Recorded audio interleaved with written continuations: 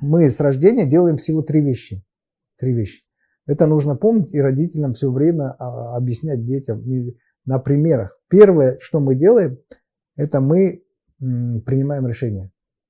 Мы принимаем решение с утра до вечера. С утра до вечера. Поэтому хотите правильно воспитать ребенка, все время спрашивайте его решение.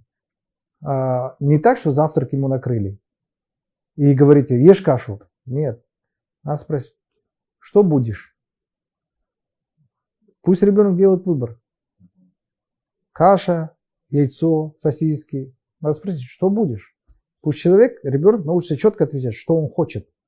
Поэтому мы принимаем решение, поэтому ребенка все время спрашивает решение. Говоришь, на улице холод, что оденешь? Не ты говоришь, так, пальто одень, на улице холодно. Там. Ты говоришь, на улице очень холодно, что оденешь? Вот так надо спрашивать. Там, в школу пойдешь?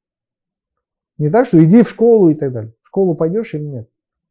Вот надо как сказать. То есть все время надо ребенку учить принимать решения. Потому что основное, чем мы занимаемся в этой жизни, это мы принимаем решения.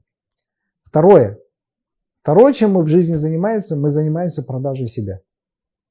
Мы всю жизнь продаем себя. Мы когда идем на работу устраиваться, мы продаем себя.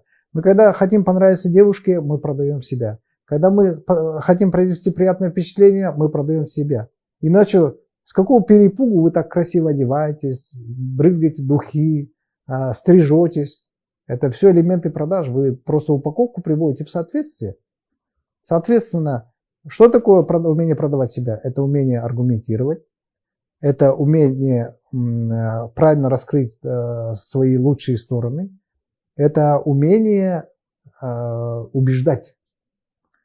Вот учите ребенка этому.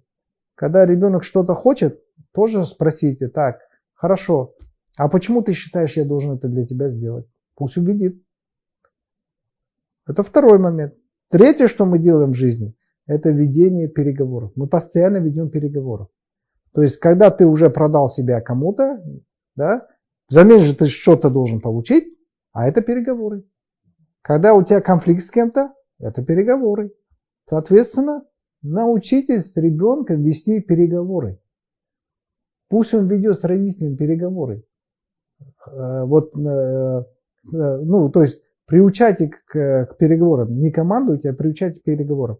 Если 3 этих навыка вы научите ребенку, все, это основа.